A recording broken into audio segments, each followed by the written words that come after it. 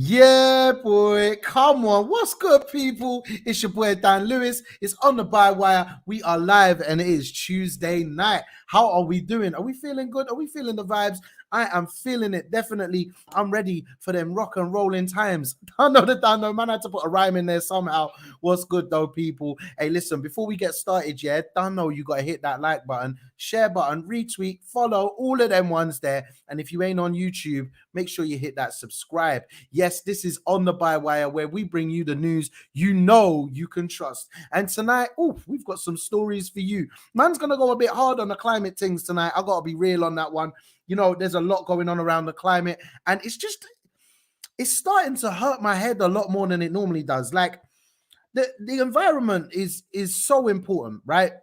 In terms of, just like our futures and everything. I keep saying it on this show, but like we're at this point where I feel, do you not feel like we're beyond banging our heads against a brick wall? We're at the point now where it's like we're starting to, we've broken through the skull and we're just banging our brain. Like it's just like our brain is hanging out of our heads when it comes to trying to save the world. Like, who knew it would be down to school children leaving school to try and save the world? Like, that's meant to Superman's job. Superheroes. The superheroes have give up. They've gone. They've fled the earth. They're like, nah, ain't worth saving them one day.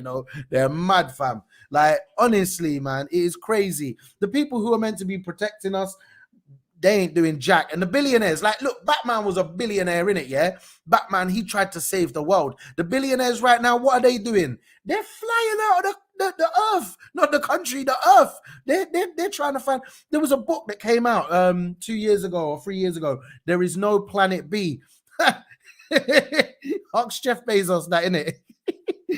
Ask Richard Branson, is there planet B? Man's looking at planet C, D, E, F. They're looking at all of them. Elon Musk is there talking about we've got to get out there and start mining the oil and put the metals and all that. I don't even know, bruv. These guys, there is a plan B for everything for these guys, man. Honestly, I can't handle where this lot are going with our planet and what they're doing. Now, listen up, guys. You know what it is. If you're new to the show, Bywire, we represent true news that you know you can trust.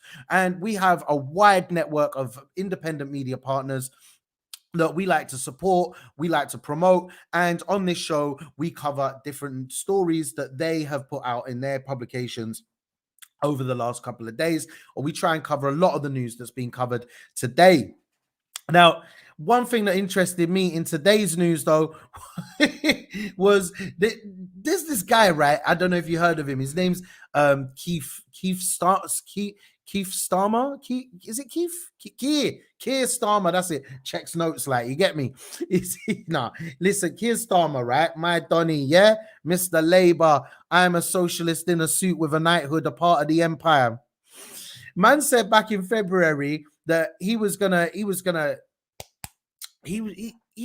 support Boris's roughly right tough stance on drugs. The war on drugs.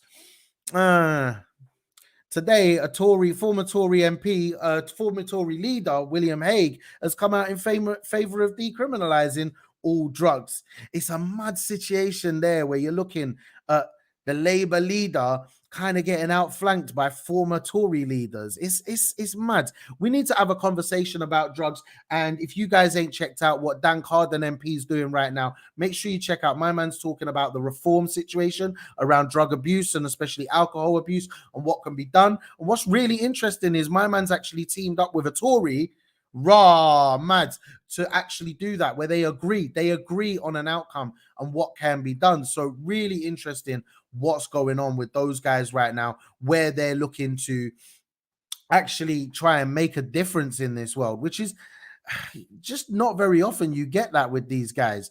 It's a madness. And now back over to the climate stuff I mentioned earlier. The Tories have basically said that, given the new UN report that's come out just in the last 24 hours, that they're going to be tough again. They're going to really take it seriously, and they're going to go hard on climate change. At the same time, more and more arrests are happening up and down the nation for people who have been protesting about the damage to the environment. Okay, Mr. Johnson, we're listening and we hear you. You're a going back a month now to the World Cup, the Euro Cup. Twitter has announced that the large majority of racist abuse aimed at England players came from English Twitter accounts. Yup. Last year, I think there was a report that came out earlier this year that said England is not racist.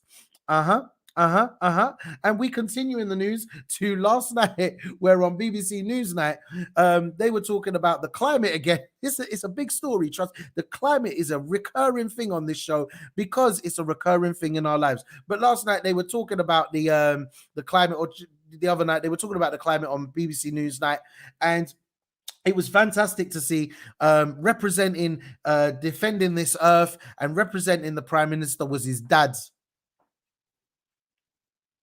Yo, guys, I'm going on holiday next week. I'm gonna get my dad to cover the show. Yeah. What in the Eton mess? What in the Oxbridge kind of nonsense? Yeah. When the Prime Minister is getting defended by his puppy on the TV, like, oh, Daddy, could you, Newsnight, could you go on Newsnight and tell them that I care about the environment? I've got a big conference to go to tomorrow where we're going to buy more oil, and they're bugging me about the environment on the British Broadcasting Corporation. Bruv, like, come on, like, how are you gonna send your dad on BBC, man? And then they're trying to say, like, obviously, his dad's on there, Stanley Johnson, like, he cares about the environment. Like we said before, man's still arresting climate change activists, climate change protesters. It is unbelievable the way these guys go on. Meanwhile, I haven't even looked, but I've seen the tweets about it, where, you know, we've got fires across Europe at the moment, and Turkey as well. Don't get them mixed up, but there's fires going on across the place, across the world even, and the newspapers are showing it, and they're saying, you know, we need to make change, we need to make a difference. These are the same newspapers that I'm like years ago denied climate change. They said it was crap. They had a go at the Extinction Rebellion activists. They had a go at the school children going out to protest, and now they're like, oh no, we need to save the world. I tell you what, yeah, another thing as well, like, whether you're pro or anti-EU, I'm pretty sure that the EU had a massive part to play in the reduction in firefighting services that are available right now in Greece. Because there's that old thing, you know, austeric measures, which we saw here in the UK. We've had that austerity placed upon us, where we have seen reductions in emergency services. So imagine if we had them kind of fires here in the UK, our great firefighters would struggle because of the cuts they've seen, and that's exactly what's going on in Greece right now, but worse. They've got planes out there that are built for fighting fires, and they're not in use. They're grounded because they don't have the resources, they don't have the funds to be able to not only pay for people to fly them, operate them, maintain them. You know, there has to be security checks. When you have a plane, when you have a car, right? You pump up the tires, you make sure everything's good before you go on a journey. You know what I mean? Especially a long one. Aeroplanes are the same. And imagine how much that costs. Greece ain't got their money there. Why? Austerity. Yeah, you heard it. And continuing with this climate theme, over to COP26. Yes, we mention it a lot on this show, and I love this, right? So basically, Britain is going to relax some travel restrictions to help delegates attend the UN climate conference in Scotland later this year, including a shorter quarantine period for those from so-called red list countries who have been vaccinated. Like, what's the point in having rules if you're just gonna break them all the time? Like, we just spent the last year and a half on Zoom. Why can all these world leaders, we said it last night on the show, why can't they just do it on Zoom? What's the problem? I don't get it. COP26 coalition, you guys are heading up there to protest the thing. I can't wait. I think we should base the show outside the COP26 conference just so we can support them, man, there. Also, in other news, we have seen that Julian Assange's partner has been pleading President Biden to drop the espionage case against him. The maddest one I seen today, I think it was Ricky Hale on Twitter, said it's a mad world when Julian Assange is in jail. while Prince Andrew is running about doing anything he wants to. Yeah, you said it right, bro. Trust me. I just can't get them ones there. Now, onto our independent media partners. And first up, the team, we haven't heard from them in a hot minute, so let's go straight over to them. It is the Dorset Eye. Yes, climate change. We're back with the climate change. Unequivocal human influence on global warming revealed in landmark UN report. Yeah, so Claudia covered this the UN report a little bit in last night's show. There was an article on it, and basically what we're seeing here is that we're in a situation, right, where like we're seeing heat waves and the flooding, you got the mudslides going on, all that stuff. Remember, like when something happens to London, I feel like the government slightly wake up to it. So, there's been some flooding in London, but these things are going to become more frequent and they're going to start appearing in places that you don't expect to see them. And they will become heavier. And what the Dorset Eye have done here is they're basically looking at the 1.5 degrees Celsius global warming limit, which could be hit in the next 20 years. Now, there's like a margin either side of our average temperature in the world, that basically if we hit that 1.5 degree margin, then it's not good, or we go down and we go under, it's not good. And that's what could be happening, where the earth could be getting too hot in some places and too cold in other places, kind of topsy-turvy and that, and it will not be good. And what they've looked at is exactly what the scientists are talking about in how we can actually make a change, and what would be the worst case scenario and what would be the best case scenario. And overall, it's not looking good. While we're seeing these images at the moment in the article, they cover it where there's the fields of tires just on fire. Like, I don't get that. Like, why would you, in the middle of a global pandemic, while we're also facing a global climate crisis, would you suddenly decide to start burning tires in a massive field, or a desert bigger than like 20 football pitches or something? It's just mad. I don't get these people. Now, they talk about the Paris Agreement. Like, as far as I'm concerned, when Trump pulled out of the Paris Agreement, that's when to me, it made no sense. It was absolutely pointless, because if a government is able to pull out of the Paris Accord or the Paris Agreement, then what's the point in having the agreement? Like, you shouldn't be able to pull out of it. It's not on.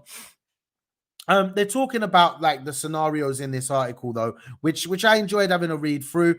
And there was the comments from Greta Thunberg, which said, basically, no matter the scenarios, we knew this is happening. And it's mad, like, you got kids out here. She's not a kid though, really. She's beyond, she should be running a country, my girl.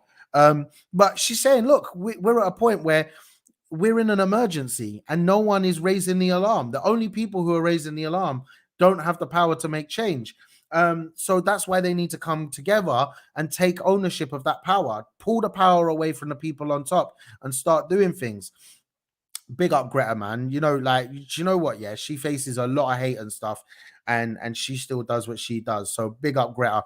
The article is fantastic. I like the part where Boris tries to Boris's comments on the UN report, says it's sobering reading. It's amazing that, because he doesn't even think about his words. You're definitely pissed most of the time, aren't you, Boris? Like, you're that guy who's just there, like, got a little drink. Brandy. That's my guy, innit? Like, it's funny, but it's not, because man's meant to be running the country.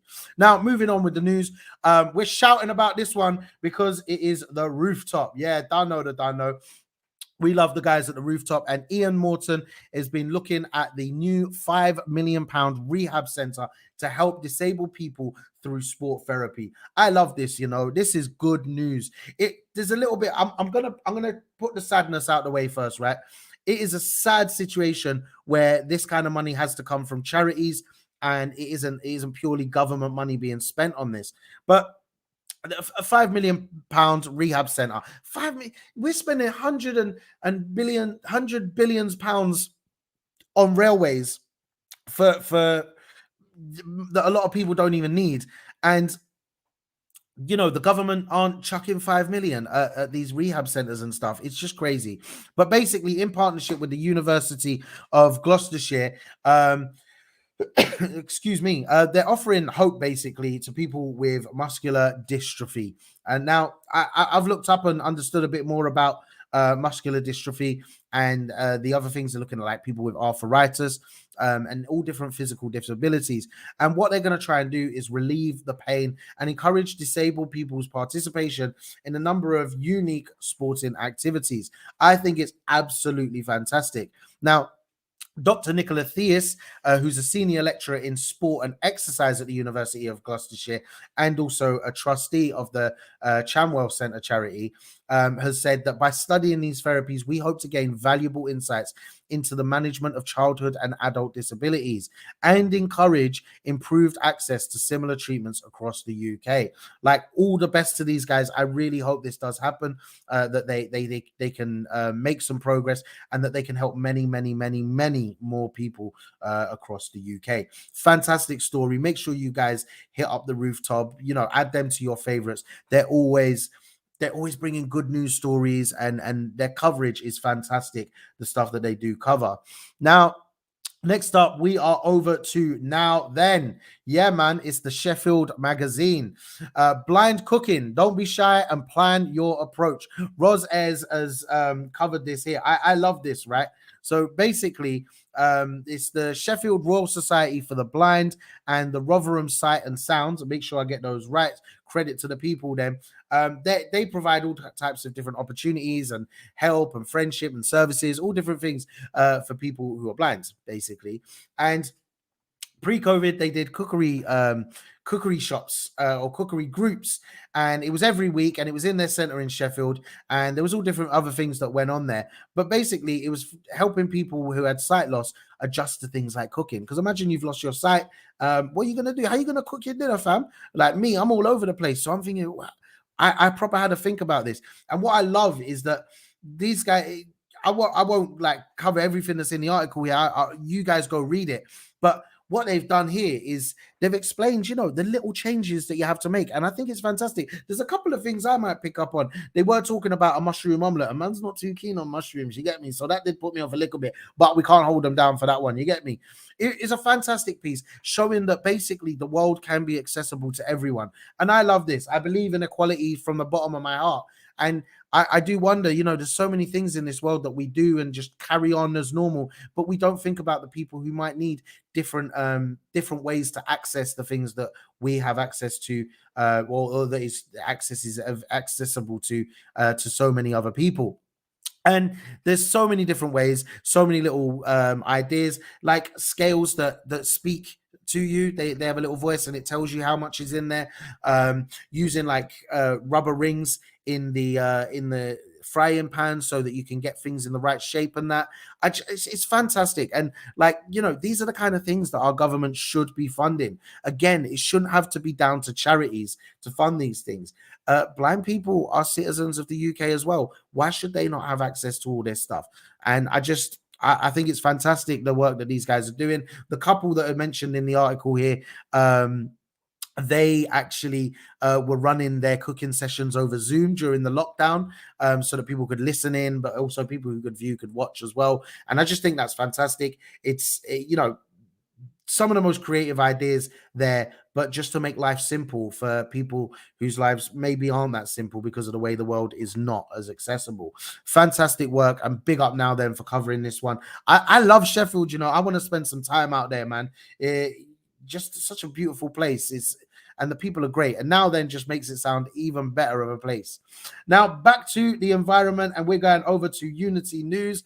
Dunno. Yes, they are covering Extinction Rebellion. I had to read that one a couple of times when I first saw it. I was like, what's going on here? But basically, them at Extinction Rebellion, on the day that the UN report on the climate has come out, or the IPCC report, they have said that the report confirms the future we fear is already here. Oof, I had to reword that one a couple times. But yeah, no, the future we fear is already here. Now, just Claudia mentioned last night that this is the 6th assessment a report from the IPCC that came out. And Extinction Rebellion are like, yo, this is the 6th report, right? when you started the first one, we said the future's going to be bad. It got worse. Things kept getting worse. Things haven't gotten better. And Extinction Rebellion have turned around and they said, boom, 23rd of August, we're coming out. 2 weeks, shut down. Shut down everything, you know? They should call up Skepta, do a little tune with him. You get me? London Railway shut down. Done, though. But, like, one thing I would say is that, like, I hope that these guys target the government more and target the organizations more, right? Don't target the workers, right? When we saw them, and I know there's a lot of conversation about this, but when we saw them target the people going to work in East London on the tube, don't do that, please. Because when you live in somewhere like London or anywhere in the UK at the moment, but and you're on a 0-hour contract and you've got 4 hours work today, and that might be the only 4 hours you've got this week.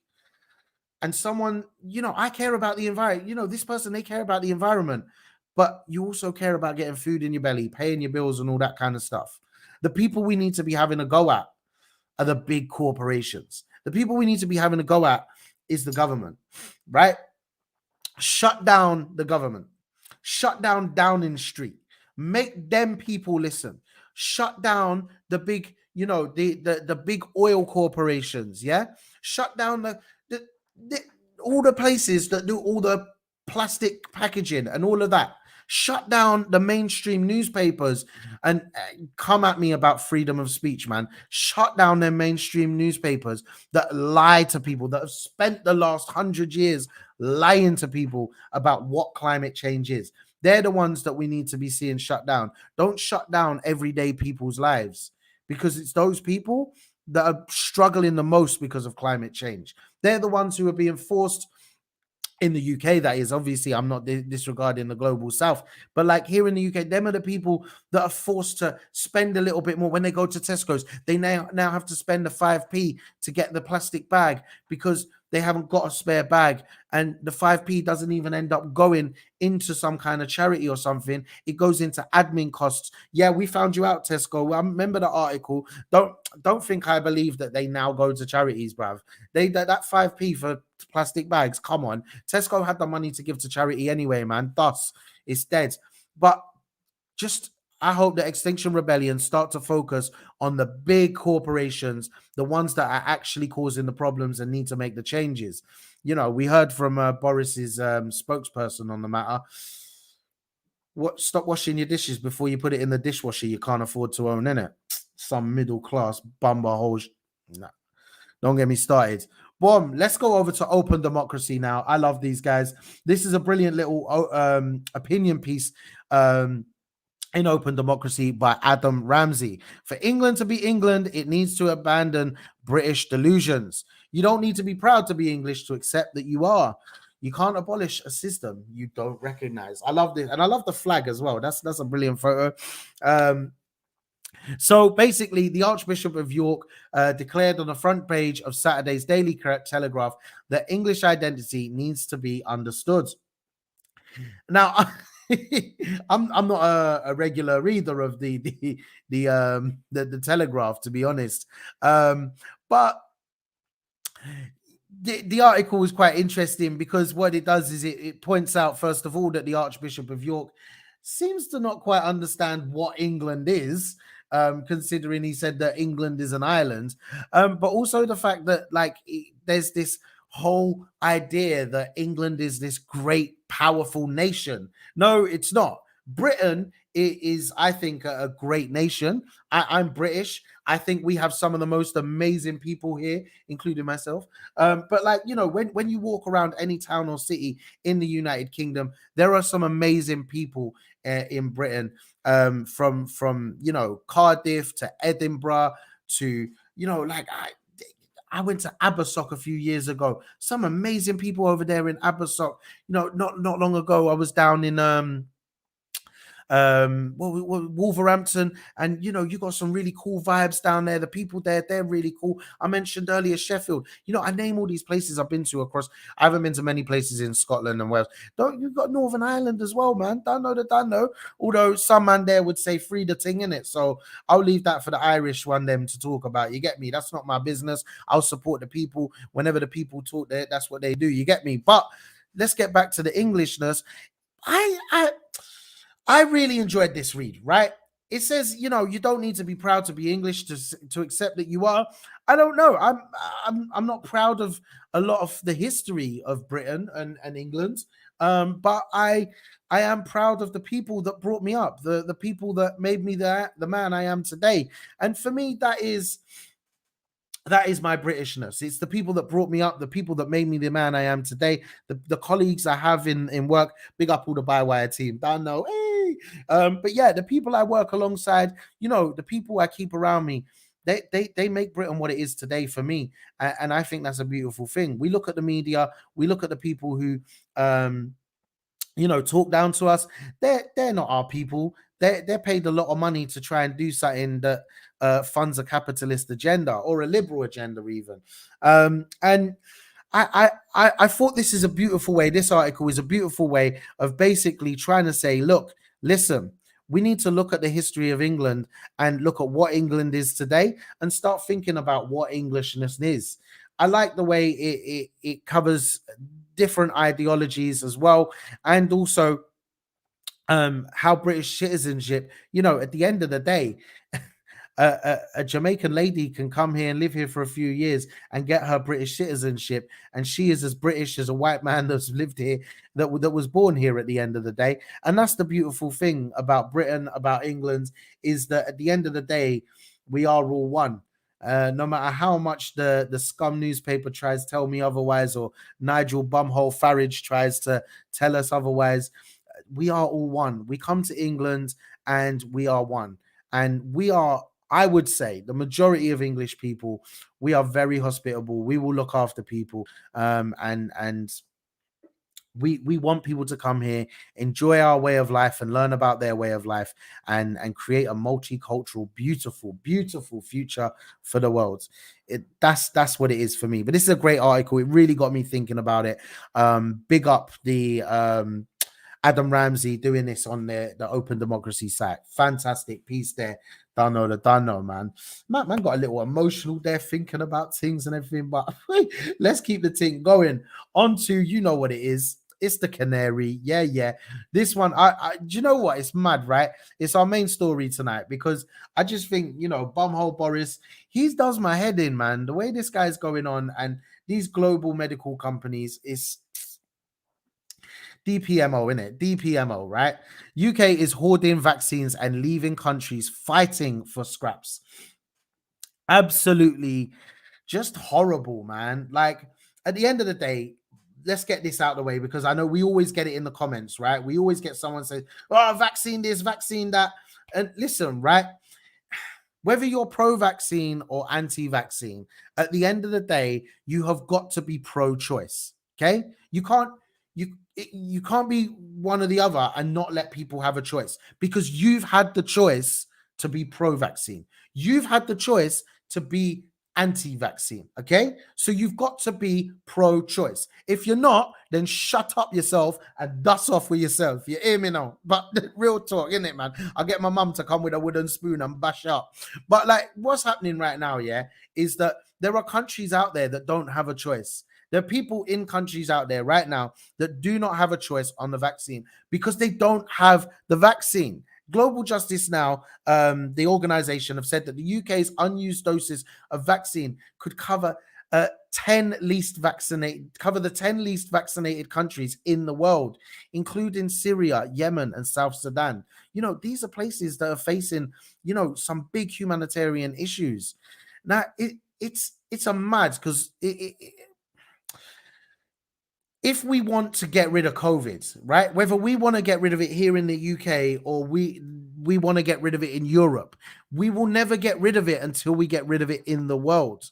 Now, if the vaccine is the answer to remove COVID or make people immune from COVID, then why are we not giving it to the other countries? Now, the article doesn't specifically go into it. It's covering Global Justice Now.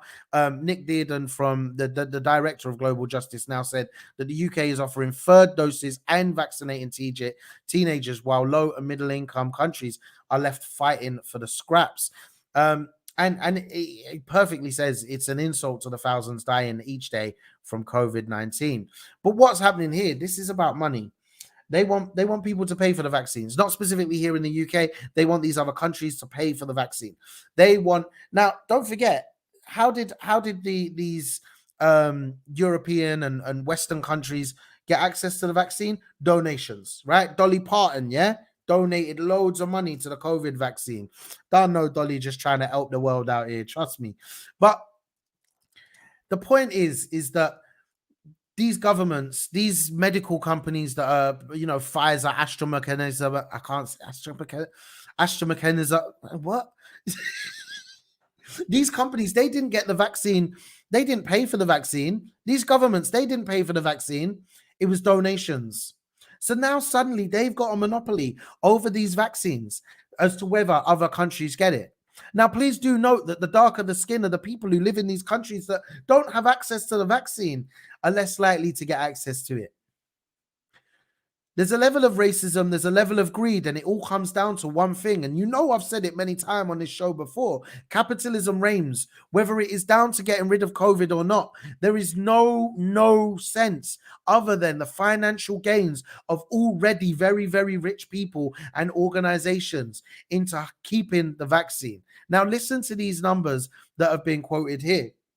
I've lost my notes now, so just bear with me a moment while I do find them. But the numbers are scary, right? So the organization have said that vaccinating all over 16s and providing boosters for the most vulnerable would leave a surplus of 186,578,000 doses, while with an uptake rate of 80%, there would be an even bigger surplus of 210,360,000 doses. Just think about those numbers. These people have the cure to COVID, a global pandemic. They have the answer so that we can at least, maybe not a cure, at least reduce the rate so that we can control COVID. The virus that has closed down the world in the last 18 months, right? All those capitalists were complaining, no lockdowns. And now they have access to the way to stop this virus from spreading. Now, either they're trying to kill all the black and brown people in this world and absolutely demolish those countries, or they're just trying to make money and they don't want to get rid of COVID. It is what it is, people. My name is Dan Lewis. This is On the Bywire, the news you can trust. And obviously, with a hint of liquor spice, in my opinion, it is what it is. We will be back tomorrow at 9 p.m. Don't forget to hit the subscribe button, hit the like button, hit the follow button, hit the share button. Boom, butter. Yeah. Man's about, man's here. I will see you guys tomorrow night at 9 p.m.